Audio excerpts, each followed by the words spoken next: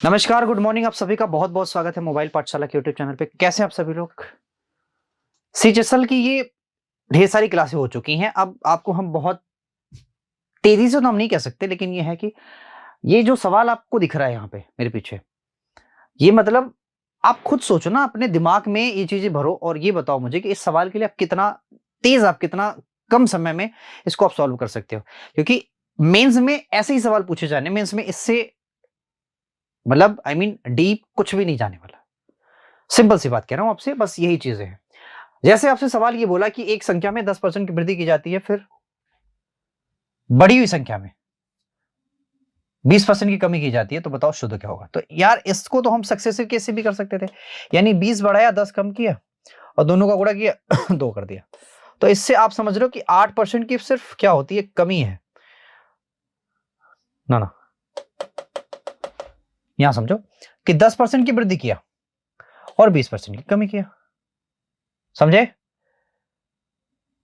और फिर इसके बाद क्या किया, फिर माइनस का 2 कर लिया, तो कुल मिला के 12 की कमी किया। तो कमी है भाई, कमी कमी कमी, एक को कमी कर दो, एक को कमी कर दो, क्योंकि दोनों वृद्धि है। नेक्स्ट बढ़िए, फटाफट फटाफट देखिए, एक्स वाई दोनों की वैल्यू दे दी आपसे, तो बताया इसकी इसकी वैल्यू बताओ क्या होगी। तो यार ये तो इससे सिंपल सवाल कुछ नहीं हो सकता। एक का एक होगा, दो का चार हो जाएगा, कुल मिला के 5 हो जाएगा।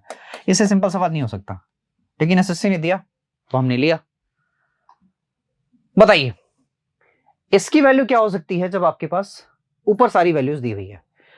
तो यार सोचने वोचने की जरूरत नहीं है, अब इसको लगाना है तो सीधे इसका स्क्वायर कर दिया करो, यानी x प्लस 2 वाई का whole square, that is equal to होगा x square plus 4 y square minus का 2, सॉरी माइनस का 2 क्यों, माइनस का 4 xy, यही होगा।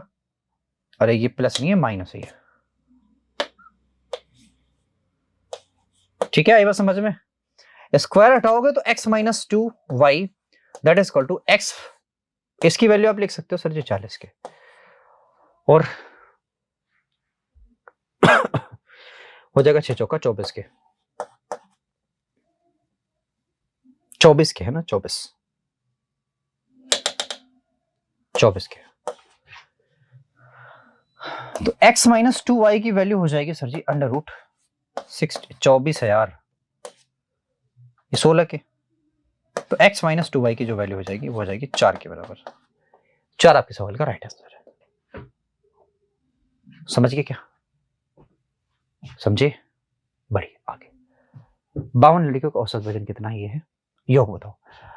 तो कुछ नहीं भाई, आप इन दोनों का गुणा कर दो सीधे, तो 50 50 प्लस 2, 50 प्लस 2 गुणा 47, ये बात है। तो 0 हो जाएगा। अच्छा 27 ये दोनों कितना होगा, तो 94 प्लस 47 का 5 में गुणा कर दो, 5 सत्ते 35 के 5 3 हो गया, 5 का 20 20 3 30, तो 94 इसमें ऐड कर दो, 94 और 6 50, यहाँ होगा 46 के, सॉरी 6 50 44 के हो गया, यहाँ हो गया 24 के। तो ये सवाल का राइट आंसर है। ठीक है, बढ़िया।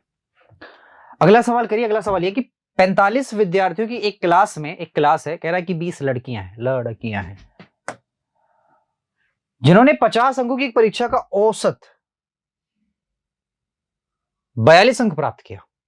यदि एक क्लास के अंकों का जो औसत है वो 36 है, एक क्लास के अंकों का औसत क्या है, 36 है, तो लड़कों के औसत अंक कितने हैं? लड़कों के औसत अंक कितने हैं? समझ गए?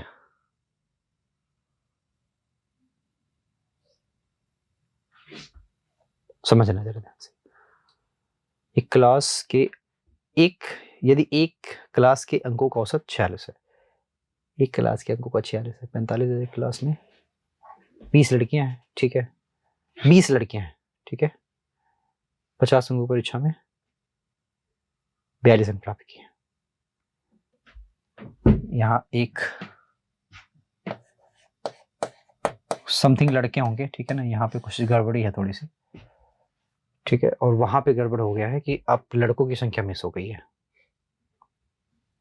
इसको हम आगे करते हैं, ठीक है, छोटा सा मिस्टेक है और इसमें बहुत ज्यादा जाने की जरूरत है, क्योंकि जितना ज्यादा उसमें बढ़ोगे उस समस्या होगी। ये वाला सवाल करते हैं।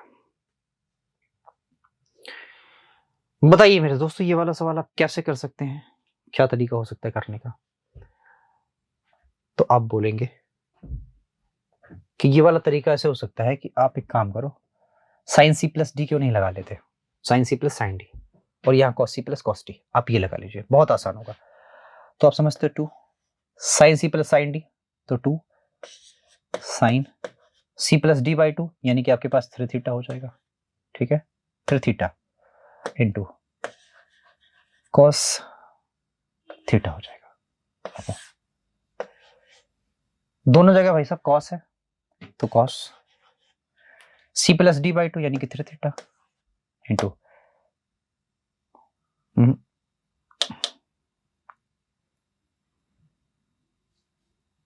नहीं, ठीक तो है, ठीक है, इंटू कॉस थीटा, ये गैस से ये गैस से, तो जाएगा tan थीटा। ये आसान सवाल था, बस फॉर्मूला आपको याद रखना था। एक ऋण को 2 समान वार्षिक किस्तों में चुकाया जाता है, ब्याज की दर 10% है, वार्षिक रूप से चक्रवृद्धि होती है, प्रत्येक किस्त कितनी है, 6897 है। तो ब्याज बताना, लिया जाने वाला कुल ब्याज कितना है। यार अगर 2 समान किस्तों में चुकाई जाती है तो सिंपल सी बात यह है कि ये चीज 10 से 11 रही होगी पहली बार, और फिर इसके बाद 100 से 121 रही होगी दूसरी बार। समझ गए मेरी बात? किस्तें बाबू बराबर होती हैं, तो एक काम करो 11 का गुणा कर लो, यहाँ पे 11 का गुणा कर लो, तो भैया आ जाएगा कुल मिला के 210 मूलधन और 242 सॉरी 42 नहीं, 21 42 242। तो कितना ब्याज दिया आपने? सर 32 यूनिट आपने ब्याज दिया। सबसे बड़ी बात यह है कि अगर 32 से आप ये चेक कर लेते कौन नंबर कट रहा है, तो वैसे भी आपके सवाल का राइट आंसर आ जाता है। समझ गए? फिलहाल हम ये देखेंगे भैया, ऐसा है कि प्रत्येक किस्त यानी 1 to 1 यूनिट की वैल्यू 6 8 9 7, ठीक है, इस हिसाब से है।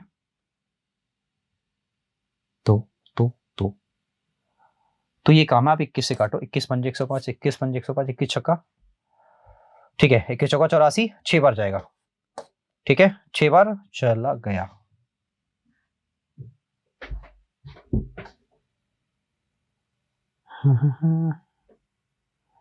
अब 32 से क्यों काट के चेक नहीं कर लेते, क्योंकि मुझे लग रहा है कि ये थोड़ा सा डेटा में कुछ डिफरेंस है।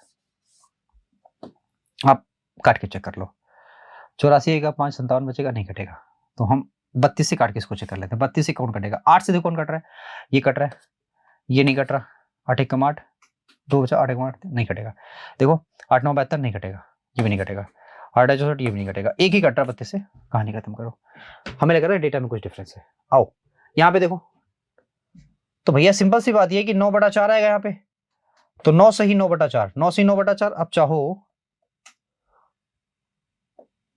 तो 9 2 11 कर सकते हो, 11 से 1/4 कर सकते हो, 11 चौका 44, 1 45, 45/4 कर सकते हो।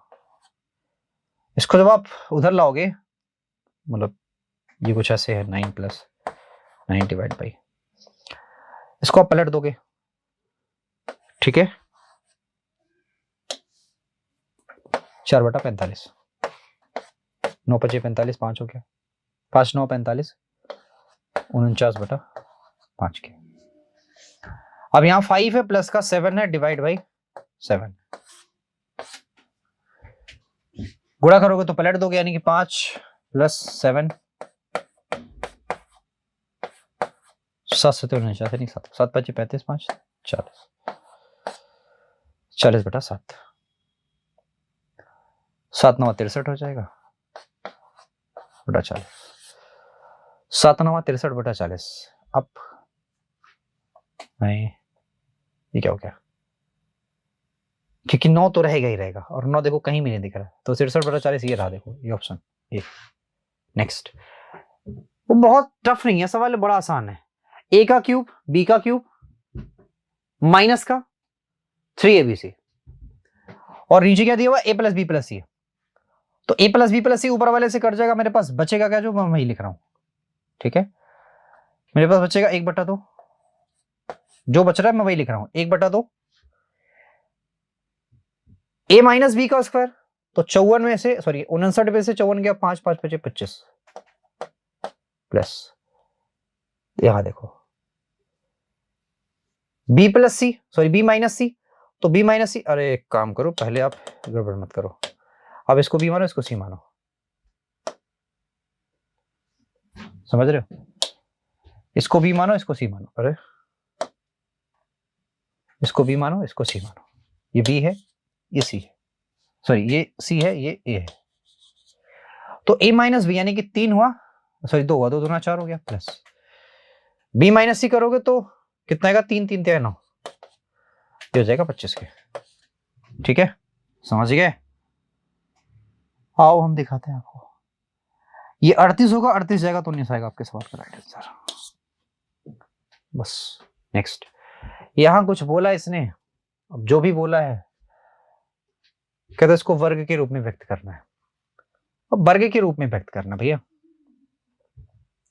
तो कैसे व्यक्त कर सकते हैं, तो 12 और माइनस का 3 यानी कि 3/2, 12 माइनस 3/2 ये रहा, 14 नहीं होगा 12 रहेगा। तराजू में हुई खराबी के कारण 1 केजी के बजाय 900 ग्राम तौलने की वजह से एक दुकानदार एक निश्चित लेन देन में 20% का लाभ कमा लेता है, तो 20% का लाभ कमा लेता है, ठीक है, यदि वह वस्तु को मूल्य के समय 10% कम कर देता है तो वास्तविक लाभ या हानि बताओ कितनी होगी, ठीक है। मुझे एक बात बताइए, और वो है क्या कि 20% का वो प्रॉफिट ले रहा है,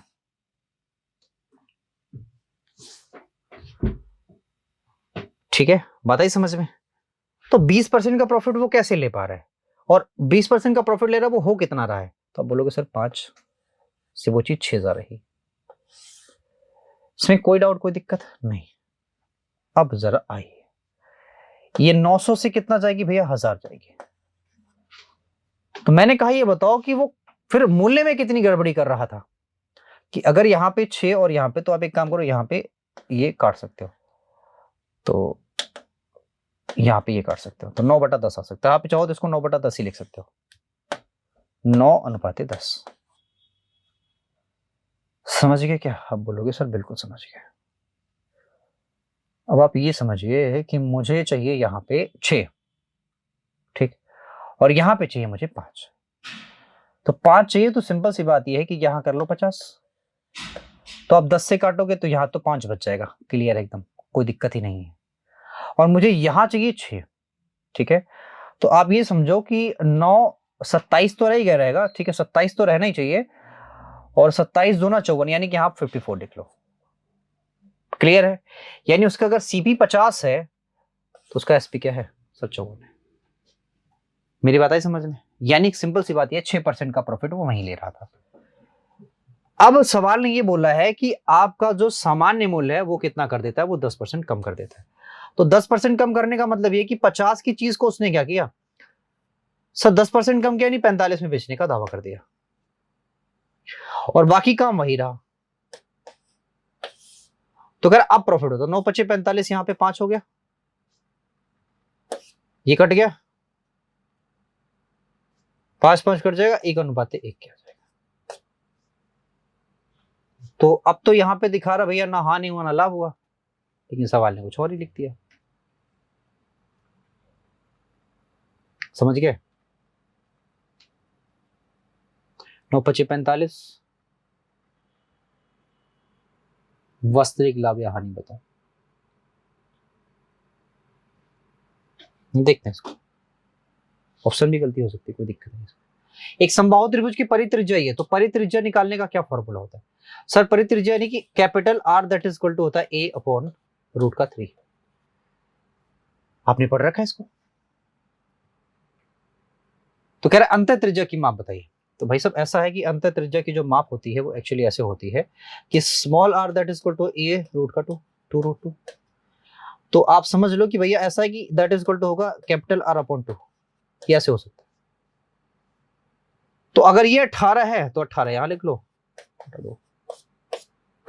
ये 9 हो जाएगा, अंतः त्रिज्या 9 हो जाएगी, समझ गए, यानी कि small r that is equal to होता है कैपिटल R/2। अगला देखिए, कह रहा है एक आदमी उसके पुत्रों की जो औसत आयु, औसत ऐसे नहीं, औसत ऐसे लिखा जाएगा, औसत आयु 56 वर्ष है, उसकी आयु का अनुपात 11:5 है, समझ गए। तो 11:5 है, सिंपल सी बात यह है 16 यूनिट बराबर किसके होगा, 56 दूना कर दो तो 112 के, 16 7 112, 1 यूनिट की वैल्यू हो जाएगी 7 के बराबर।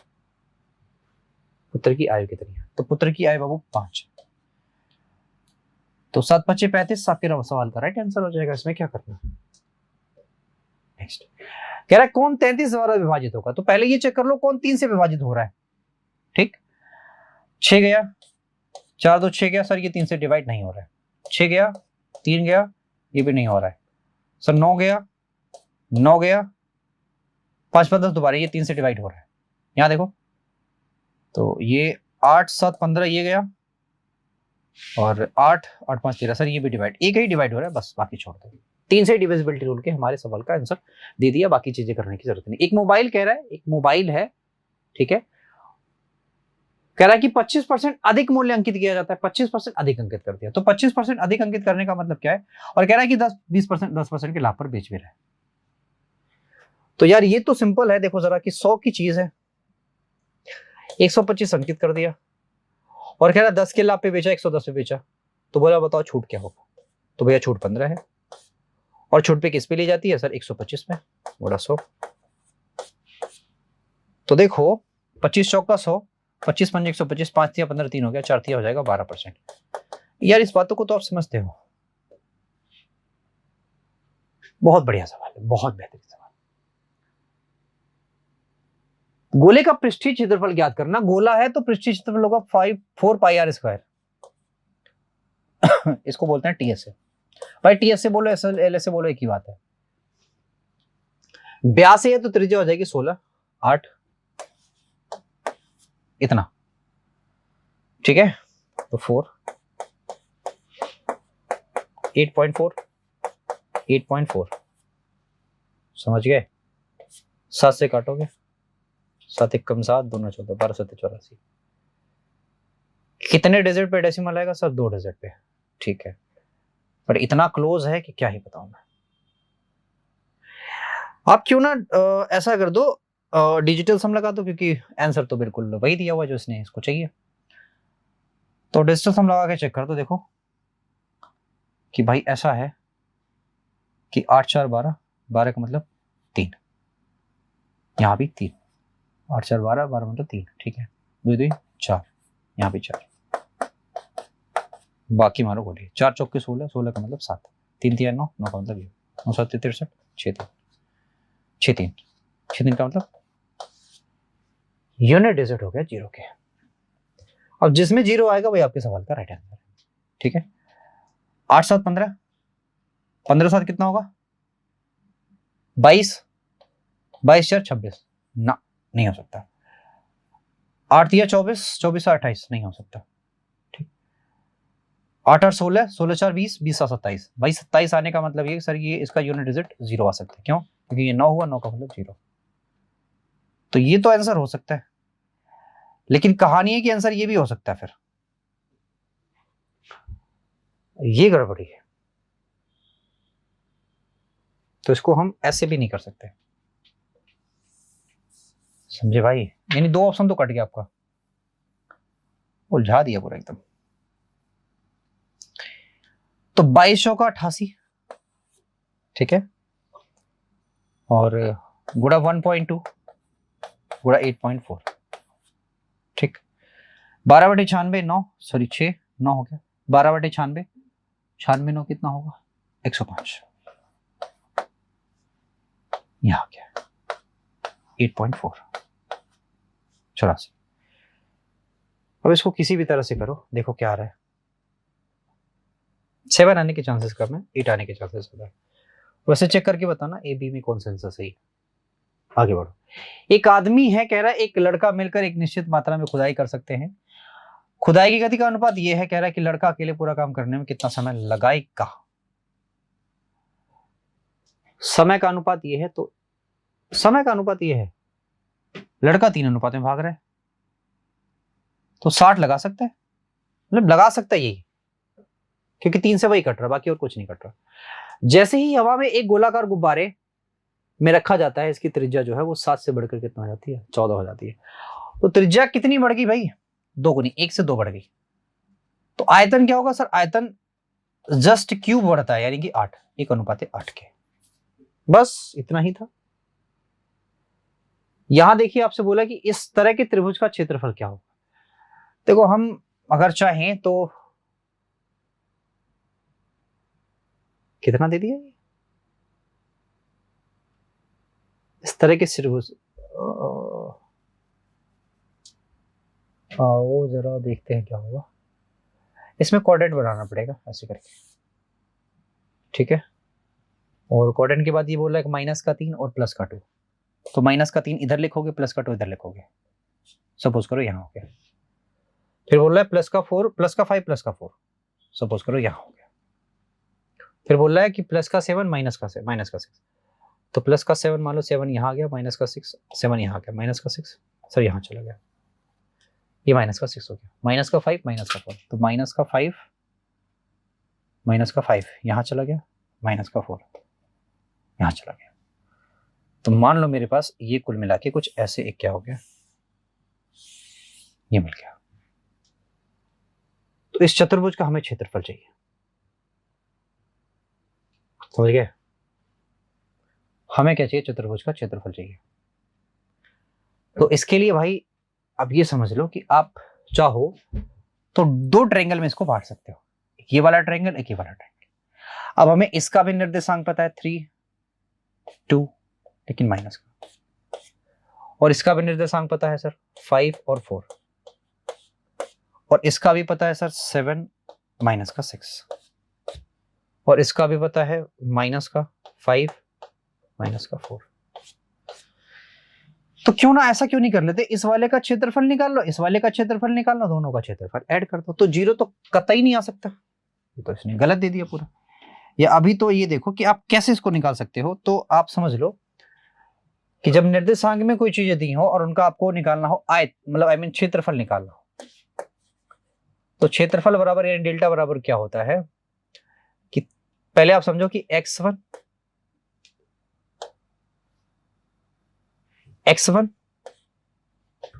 y2 minus y3 sorry, plus x2 y3 minus y1, x3 y1 minus y2।